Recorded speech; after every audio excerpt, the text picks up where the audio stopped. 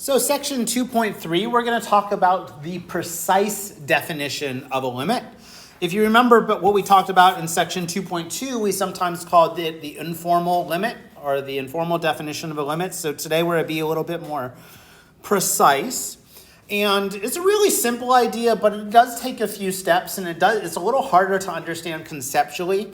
So what I'm going to actually do is I'm going to slide back up to this page on 74, and I just want to do maybe just a quick little kind of visualization of what we're going to be looking at today in its simplest form. Calculus is one of those great subjects that is very visual. So the more you could visualize and understand kind of what's happening in terms of a graph, the better you will be. So let's see. Let's start with a number line right here. Let's go ahead and throw some numbers on this because that makes sense. If we're calling it a number line, it should have numbers. Let's go ahead and put 2. No, yeah, we'll do 1, 2, 3, and 4, and let's go ahead and also do 5. So again, we have a number line here with the numbers 1 through 5. So let's also go ahead and put a point on this number line. Let's go ahead and put a point right here at number 4. And let's go ahead and just pretend there's a wall right here at 5, and then there's a wall right here at 1. So you have this interval between 1 and 5. So you can imagine that basically we're considering 1 is less than x, which is less than 5, or equivalently, you can write this in terms of the interval, and it doesn't matter whether you use parentheses or brackets. So I'm going to pose a very simple question right here. Suppose we wanted to surround 4 with some interval that is completely contained in this one right here, or in the 1 to 5. So what I have drawn right here is that interval completely contained in the interval 1 to 5. The one right there in red. Yeah, it's not going out. What about this one? What if I went 2 to the left and 2 to the right? Is that completely contained in that interval? No, it's not. So it's too much. So if we're thinking about what is the farthest I can go from 4 while staying in the interval? What is the farthest I can go from 4 while staying in the interval? I could only go right here. So this is a distance of 1. And of course, what we're going to start thinking about is we're going to make a smaller interval within this interval that's staying completely within that first interval I stated, which is 1 to 5. So again, what we're going to be looking for is this smaller interval, and there's going to be this distance right here, which we'll call delta. And that is going to be 1.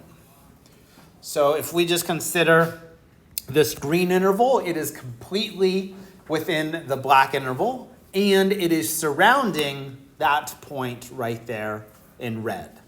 So that's the idea we're going to explore in one dimension, but we'll also go ahead and throw some functions into it, so it's going to be 2 dimensions and the like.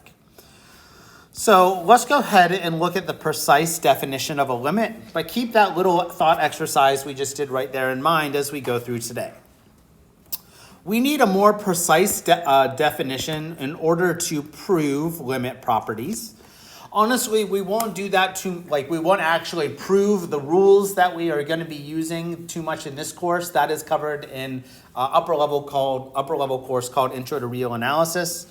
But we do have ideas of exposing you to the precise definition right here at the beginning. So here's the idea. To go ahead and prove that the limit of x as it approaches c of f of x is equal to L, you need to show that you can get f of x as close as you want to the limit. So the function could get as close as you want to the limit, or the y values can get as close as you want to the limit by simply making the x close enough to c, the value you're approaching. So let's see this in this example. And this graph kind of already shows kind of the final thought process. So we're going to understand where this this yellow rectangle comes from, and we're going to also understand where this blue rectangle comes from, and we're going to understand what is this overlap right here. But let's consider this function y equal to 2x minus 1 near x equal to 4. So again, this little phrase right here, we could translate to, let's find the limit as x approaches 4 of 2x minus 1. And by the way, this is a little review from last time. When you're first trying to find the limit, what should you always just try to do first? Plug it in. So if we find the limit is 2 times 4 minus 1, which is going to indeed be 7. And again, that was actually already done for us up at the top of the page. But you can see right here, this 7 right here is our limit. 7 is our limit. So we want to be more precise. So look at this next question. This is going to be the crux of what we're going to be kind of looking at today. This question. How close does x have to be to 4, the value we're approaching, so that the y differs from the limit 7 by less than 2 units? So this 2 units is the precision, or the error that we're going to be allowed to tolerate. So how precise do we want to be? We're going to have some error, which we're going to notate with the Greek letter epsilon. In this case, is going to be 2. So again, just kind of exposing you to some notation, but there's that question. So you can see right here, let's just visualize this question first. How close does x have to be to 4 so y differs by less than 7? Go ahead and just look at this a moment and see if you could, differs by from 7 by less than 2. Just go ahead and look at this picture for a sec and think about what is the answer to this. How close does x have to be? If you think you know, turn to your neighbor and tell him what you think. Alfred? The question is right here underlined. How close does x have to be to 4? So here's 4 down here, so that the y value differs from 7 by less than 2. So look right down here at 4. And you can see right here that we figured that out. The limit is 7. We're going to allow some distance between the top and the bottom. So you can see we're going to differ by the limit by 2. So we're allowed to consider from 5 to 9. If we consider the y's being from 5 to 9, where are the x's? They are between 3 and 5. So how far does the x values differ from the C4 if you're considering the interval from 3 by 5? What's the most it differs by? 1. So again, that's the visual idea. How would I go ahead and write this? And maybe if it was more complicated, how would I find it algebraically? Well, let me show you. Let's translate this question in red to something algebraic. So this is the main thing we're looking at right down here at the end. That is to say, the function must differ from the limit by less than 2. Remember that the absolute value means that we're talking about distance. So how far it differs, or the distance. So the distance between the function, the graph, and the limit must be less than 2. So you can see that's showing this part right here. But notice to solve this, we have values. We have the absolute value of f of x, which is given to us as 2x minus 1. And just to kind of color code that, that's right there. Minus the limit.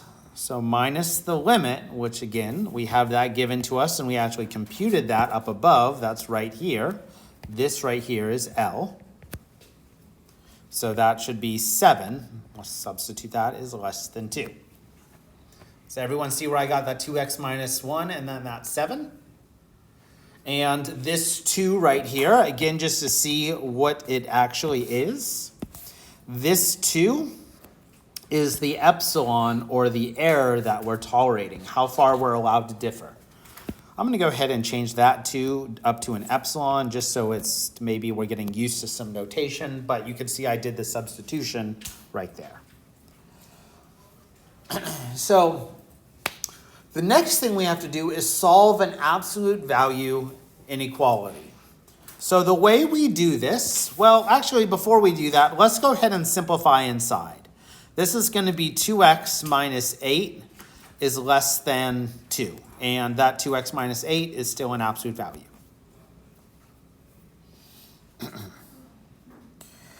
All right, so how do I solve an absolute value inequality? Let me go ahead and just show you the general method. If you think about this inside, if it's an absolute value, if it's negative, the absolute value is going to make it positive, right? So what I can go ahead and do is make sure that the absolute value is greater than negative 2. So what we have right here is negative 2 is less than 2x minus 8 is less than 2. So maybe just to color code it, the absolute value when you want to solve this inequality, you write it as a compound inequality like so. Because you don't want negative 3 or anything smaller, because the absolute value, like if this was negative 3, when you took the absolute value, that would put you at positive 3, which would have been too large. So that's why we're using negative 2. We're just going to use the negative of whatever was there. And a compound inequality you solve by just considering all of the parts at the same time. So I'm going to add 8 to all 3 parts. So this is 6 is less than 2x is less than 10.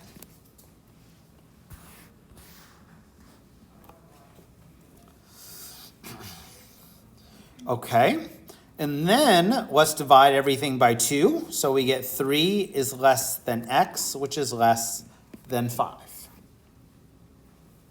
Is everyone okay with where I got that last statement? Okay. So that's still not the answer to the question, because the question was how close does it need to be to x? Okay. Or excuse me, how close does it need to be to c? So I think the best way to handle this is to go ahead and draw a number line right here. And we see 3, we see 4, we see 5. So you can see that interval is kind of that closed off wall that we did at the earlier problem.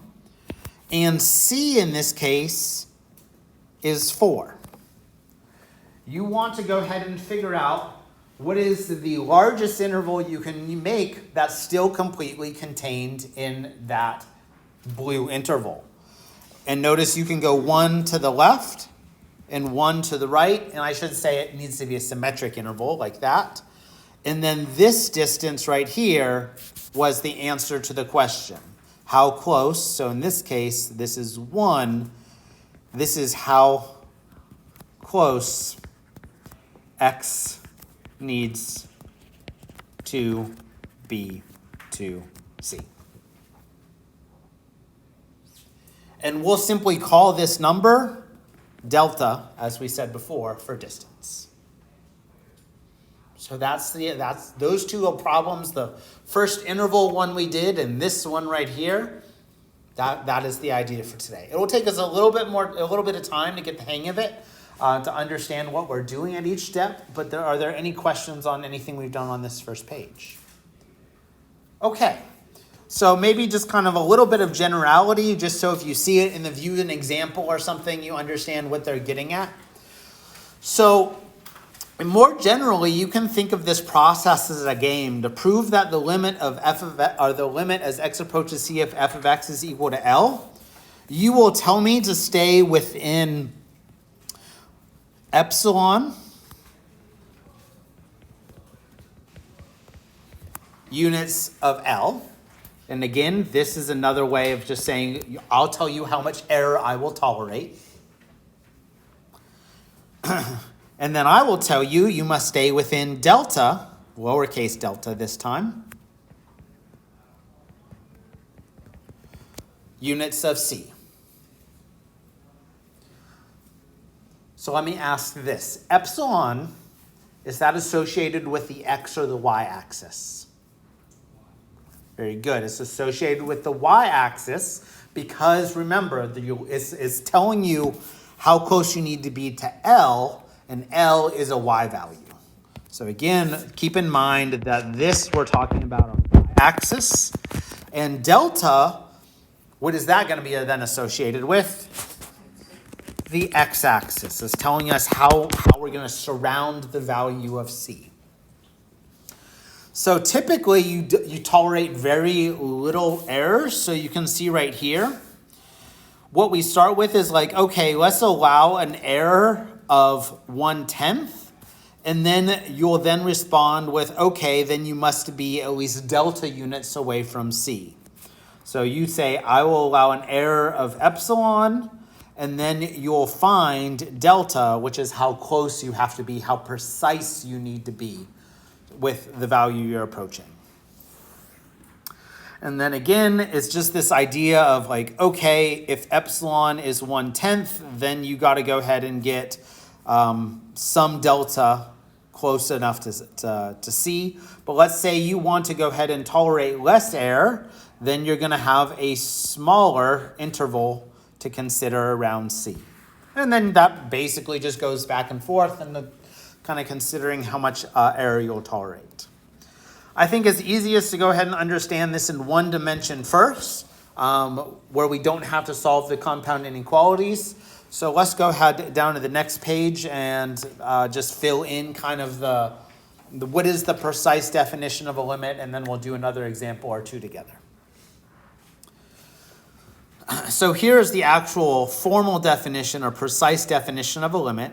So let f of x be defined on some open interval about C, except for possibly at C itself, because again, it's okay if there's a hole or something like that. We say that the limit of f of x as x approaches C is the number L, and write it like so. We're used to that from 2.2.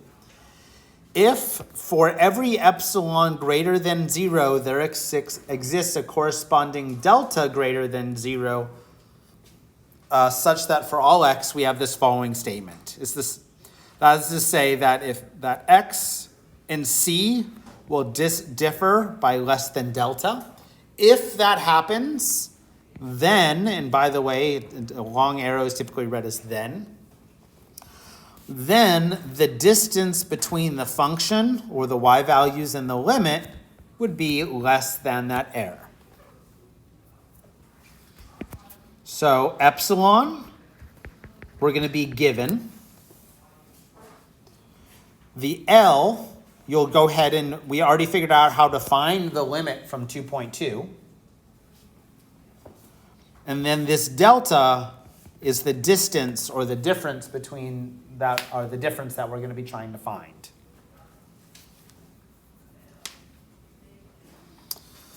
All right.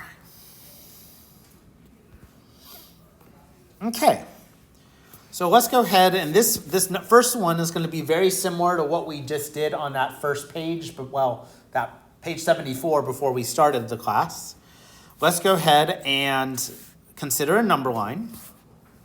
We want to find the value delta greater than 0. And again, by the way, is greater than 0. Did anyone catch what I've been saying delta is conceptually? It's a distance, yeah. So again, it makes sense that it's greater than 0 because distance can't be negative.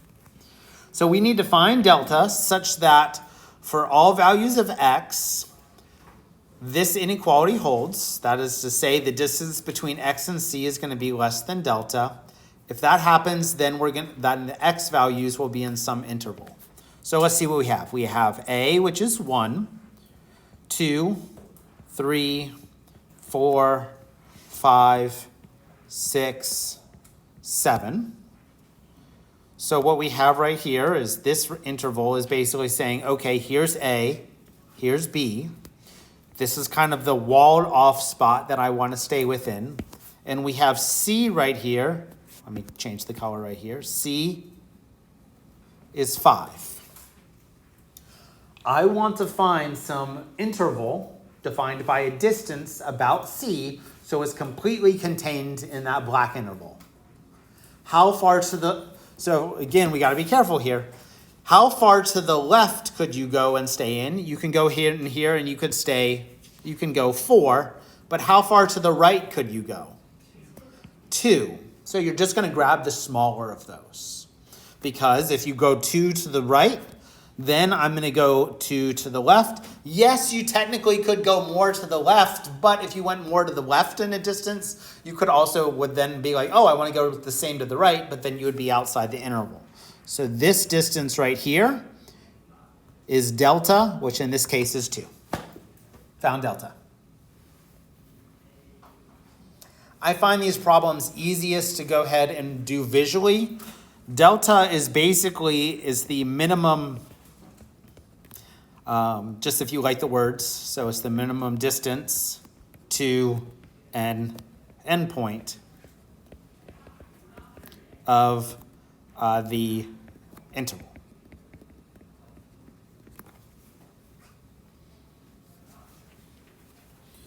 All right. Any questions on anything we did in 1? The answer right here is delta equals to 2. All right. Hey, so just to make sure you got it, let's go ahead and just make another one here. Let's call it 1b. Let's say A is minus 2. Let's say B is 6. And let's say C is 1. Let me give you a moment to see if you can find delta so that this statement holds that we talked about here. So go ahead and see if you can find delta here. While you do that, I'm going to go ahead and take attendance really quick. All right.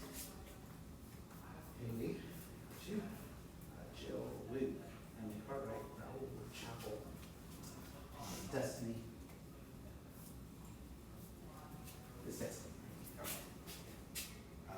Haley Gardner, talk to you, Sarah, Cadence, Weston, Grace, Jersey, Alfred, Savannah, Griffin, Sadie, Doctor, Emma, Christina, Marina, David, Roxana, Corlin, and James.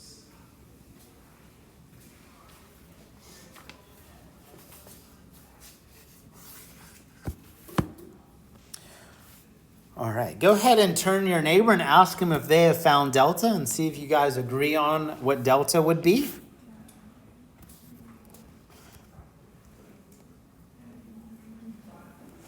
All right. If your neighbor needs help, go ahead and give them a help. Let me go ahead and I'll go ahead and draw up the answer up here. 1, 0. Oh, I should have made B way too far away. Hold on, I gotta shrink that a little bit. -2, -1, 0, 1, 2, 3, 4, 5, 6. So there's A, there's B. C is right over here at -1, 0, 1. All right, so what did you all find is the delta for this problem? Many of you said 3, very good. It's this distance right here is 3. And with that delta, we can go to the left and we can go to the right. And you can see that that red interval is completely contained within the constraints we have from the second part right here. Anyone have any questions on that one? All right. So in the case of number 2, again, this is one of those that may be a little bit harder because of the actual decimal values, but don't get thrown off by that. So what you can do is just say, okay, here's A, this is 3.875, and then you have to the right, you have 4.125, and then in the middle, you would have 4 right here. Realize that all we've really been doing right here is we've just been subtracting. Like this is 4.125 minus 4, which is 0.125. And then this distance right here is going to be 4 minus 3.875, which is also 0.125. So again, if you get decimals, just do a quick subtraction. And by the way, it doesn't really matter which order you do if you just consider the absolute value. Like if you just say, I don't know which one I should put first, just consider the absolute value. Just whatever you get, subtract them. If it's negative, make it positive because it's a distance. So again, even if it is negative, you're just telling you're going to the left. So the distance right there. Once you have those two numbers, just look at which one is smaller as we said above. If they are the same, it doesn't matter. They're the same. So in this case, delta would be equal to 0.125. So again, if it is an equidistant, if that C is centered right in the middle, you'll see that as both of the distances to either endpoint would be the same. So does anyone have any questions about this right here? So these are the one-dimensional problems. So we basically just were considering the x-axis. But to consider the y-axis is pretty easy. All you have to do is do that thing we did on up here. We just have to go ahead and solve this inequality. So that's what we'll go ahead and consider in this next scenario. So let's go ahead and do 3 together, just to do another one together. Then I'll let you go ahead and try 4 independently, just to make sure the ideas have stuck. So this is really a 2-step problem in terms of what we do, but let's read the directions just to have those in mind. Use the given information to find a delta, so again, greater than 0, such that the distance between x and c is going to be less than delta. Again, this is what we're trying to find.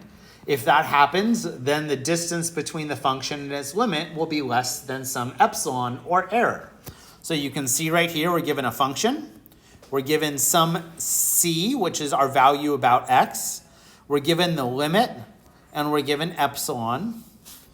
So remember, if the limit is not given to you, that's okay, because to find the limit, you would just do the limit as x approaches c, which is going to be 1/2 of 1 over x, which is 1 over 1/2, which is going to be 2. So again, that's where the limit is coming from. If I don't give it to you, you can find it. We already have several techniques to do so.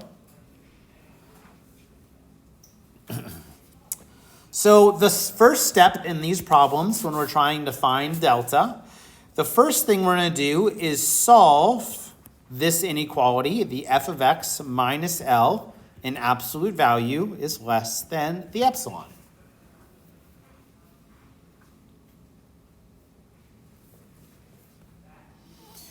Okay.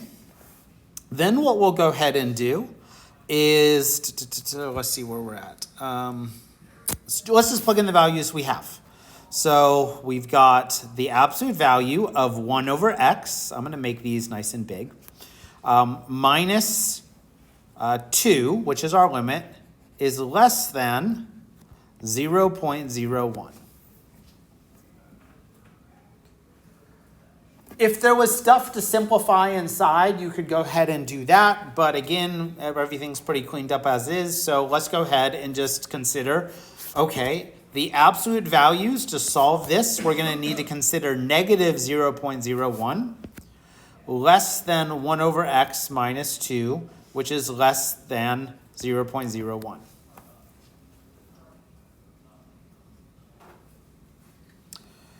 Now let's add 2 to all sides. So this would end up being 1.99 is less than 1 over x, which is less than 2.01.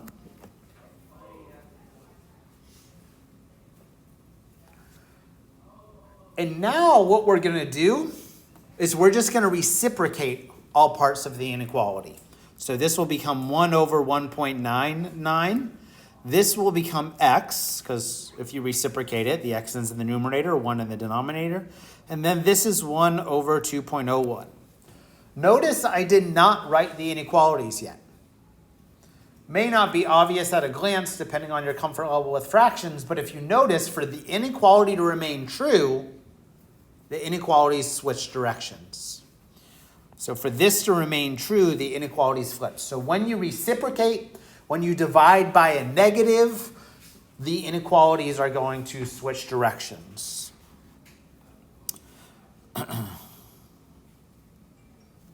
So if we go ahead and maybe just write this in terms of decimals, just to make it a little bit easier to work with when it comes to our value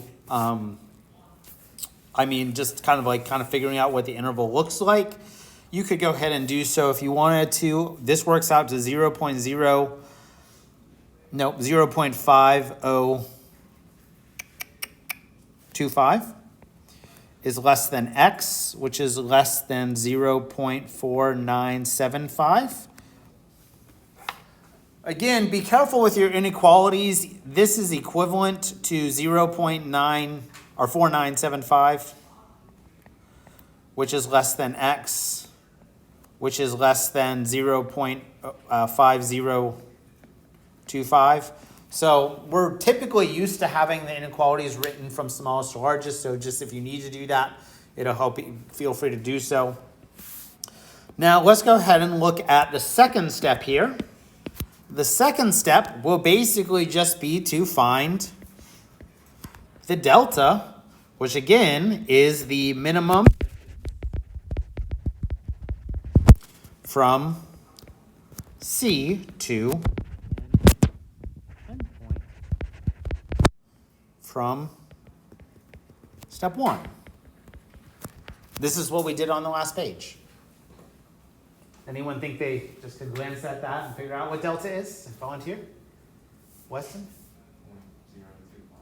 Yeah, you can easily just do the subtraction if you're not comfortable with it. You can go ahead and set up the actual number line and have 0.4975 here. You could have 0.5025 here. Then remember that C was given to us as 1/2 or 0.5. So 0.5. And then just this distance, you can figure that as 0.025. This distance is also 0.025. So delta is 0.025. There's the delta that we wanted. By the way, again, that 0.025 is, I'll just leave it as that. That's fine as that. Is this distance right here. Let me maybe color code this. This delta looks like is this distance right here or that distance right there.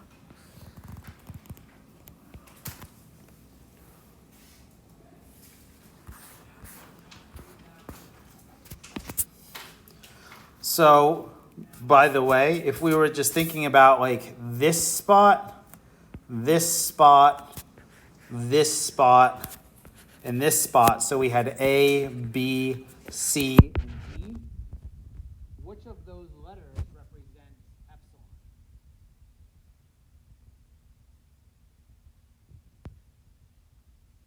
How many say A? No, good job. How many say B? Not B, because B is on the x-axis. Remember, epsilon's on the y-axis. How many say C? That is correct. How many say D? That is also correct. Because again, epsilon is this distance between the limit and the error that is just going to be that error we're tolerating. So you can see it up or down, we can go epsilon.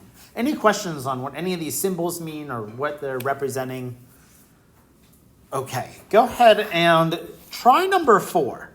Let me just give you number 4 from scratch and see if you can go ahead and take a moment and understand how to find delta. The picture kind of gives it away, but go through the algebraic part.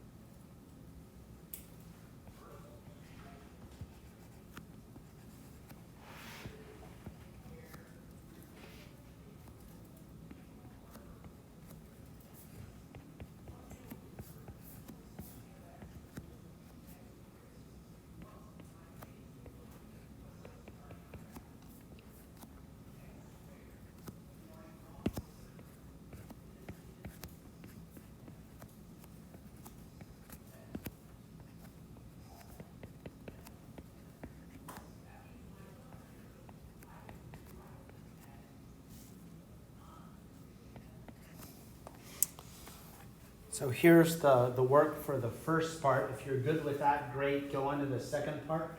Maybe the only thing that's a little bit different here is we haven't squared all three parts, but we can do so to get rid of the square root. Does anyone have any questions on the first part? Awesome. So in this case, let me just kind of pose the question to all of you again. What is delta? Was anyone able to find it? What was it? It is indeed 3. Again, you can see it right here. The interval that we just found in part 1 is this 2 to 10. We have C given to us. Notice that C is the value we're approaching, so that's in this case 5. And you don't even have to do part 2 if you're comfortable with just kind of think about it. Oh, I'm 3 away from 2, but I'm 5 away from 10. So you would just grab the 3. Of course, if you needed to set up the number line, by all means, do what you need to do, especially as you're in the learning phase of many of these problems. There's 2, 3, 4, 5, 6, 7, 8, 9, 10. So there's 10. Then you can go ahead and just say, okay, C is right here at 2, 3, 4, 5. And you can draw this interval to get delta equal to 3. Why use the 3? Why do I use the 3 or not the 5? Wait, why do I use, so this right here, so delta is 3. This 5 is the C, the value of x that we're approaching. Yeah, but So this 3 is a distance, so we're starting at 3. We're going to we're starting at 5. We're going to go how far to get to the left end point? but it's 5 to 10. So, and then if you go from 5 to 10, that is going to be 5, right? So imagine, let me zoom in here. Imagine you went a distance of 5 both directions. You have to consider both directions. If you went a distance of 5, notice all of a sudden you would be outside the constraints that you found from the first part. Is that what you were asking? Great. And very good, Cadence. And any other questions on anything right here? Okay. So then again, maybe just to kind of look through like a word problem where we don't have everything set up in functions, let's go ahead and do that on the next page. On number 5, if you want me to do it, I'll go ahead and put the work in later, but if you want to try it, the answer here is delta equal to 0.01. Every time I draw a delta symbol, I think about my music theory class. I'm like, that's a perfect fifth right there. Yeah, exactly. Yeah. All right, so let's look at 6. 6, a lot of words right here. So go ahead and take about 15 to 20 seconds and read through number 6, and then we'll read through it together, just to kind of take a moment to get the problem in your mind first. Maybe underline a few things that you think of are important, and then we'll go through this setup together.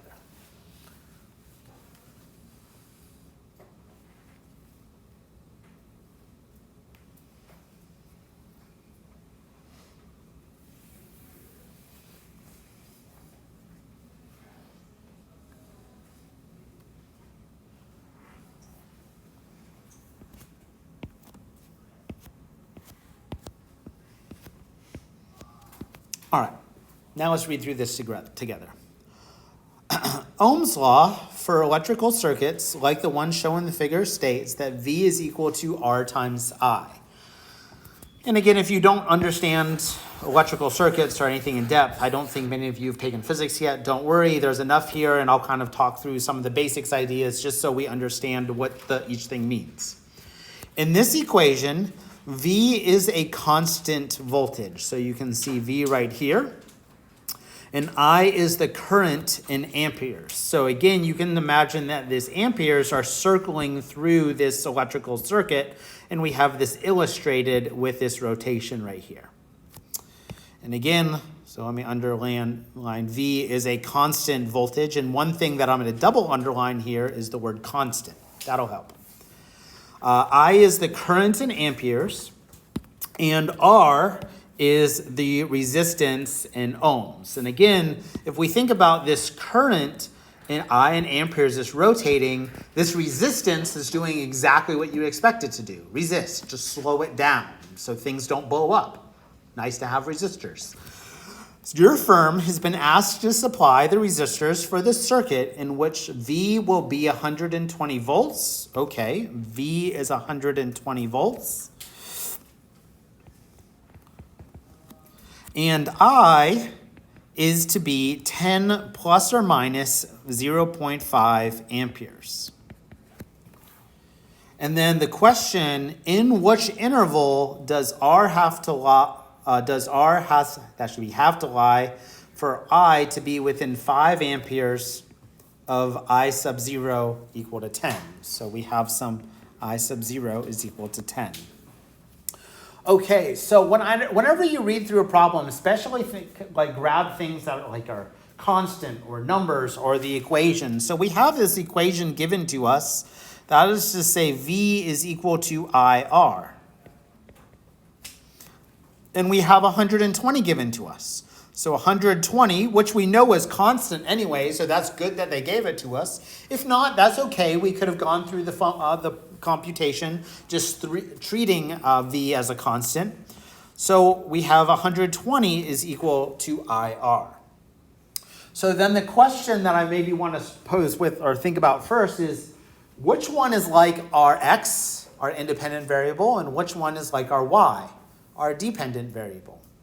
And one thing that may help you with this one is this right here. This plus or minus seems to be some sort of tolerance.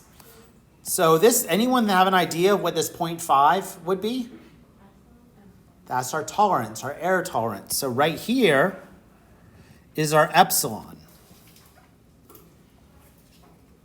So what was our epsilon around? Was it around our C or was it around our limit? It was around our limit. So this 10 is our limit. And because I is 10 plus or minus 0.5, what do you think this I is? Is that like our Y? Is that like our Y values or like our X values? Be like our Y values, because remember the limit's Y value, epsilons are Y values are about. So what we have right here is that this I is going to be like our Y values, or it's our f of x.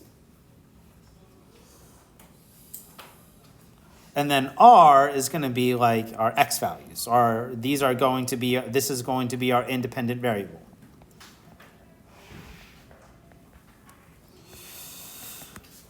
So maybe to make this more comfortable with what we're working with up to this point, again, f of x is equal to x. So we're basically just going to solve this for I. So I is equal to 120 over R.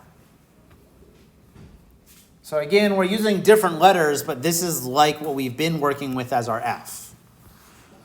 So what we're going to do, let me kind of go over here. Step 1, where we need to solve this absolute value of f of x minus L is less than epsilon. Again, we're just in a context where we have identified our different variables. Instead of x, we're dealing with R. Instead of f of x, we're dealing with I. So we're going to solve the I. Well, in this case, we'll just substitute it in. So this is going to be 120 divided by R is minus the limit, which is 10, must be less than 0.5.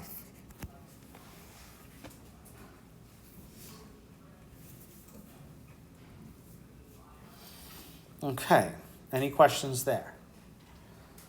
Okay, so I'm going to go through this fairly quick, just so I want to make a comment about the end of this problem.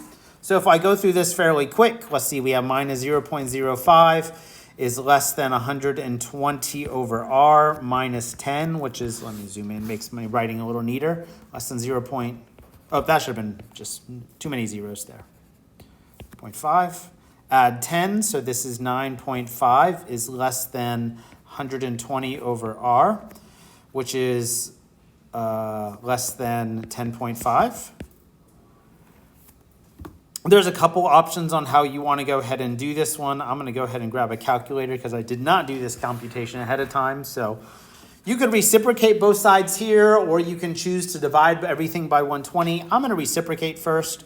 So I get like 1 over 9.5, which is going to be 0.10.53 is less than r over 120. Again, all I did was reciprocated. And then we have 1 over 10.5, which is going to be 0.0952. Because I reciprocated, what should I do to the inequalities? I should flip them. So there's that. And then I'm going to multiply everything by 120. So we would multiply this by 120, multiply this by 120. And we end up with, let's see, we have 12.6316 is less than r, which is less than multiplying by 120. So that would be 11.4286. Everyone okay so far? Okay, so the closing remarks I want to make on this one, because this problem I believe is in your homework. So let's order this. So 11.4286 is less than r, which is less than 12.6316. When it comes to rounding right here, that's what I want to make just a quick closing few remarks on rounding. If we're supplying the resistance, we got to be very careful because, again, where our firm has been asked to supply the resistors for the circuit. The thing that you're going to want to do is whenever you round, you're going to round the lower end point up so you provide enough resistance. If you rounded the lower end point down, you may provide too little resistance because you rounded down and, well, boom, wasn't enough resistance. So when you're rounding, make sure you do something like 11. Let's say you wanted just one decimal places, you'd always round that one up so that you are providing enough resistance. And then this, when it comes to the upper end point, you round the upper end point down regardless of where it's at, so you don't provide too much resistance. Because if you provide too much resistance, well, there's no boom this time, but it's just, everyone's like, why isn't the machine working? There's too much resistance. There wasn't enough current to go ahead and power it. So you would always round this one down. So that would be like 12.6. Does that make sense in terms of the rounding? By the way, notice that we did not need delta. It just wanted the interval here. So does anyone have any questions? Great. Well, enjoy your day. I will see you all tomorrow where we'll pick up with section 2.4.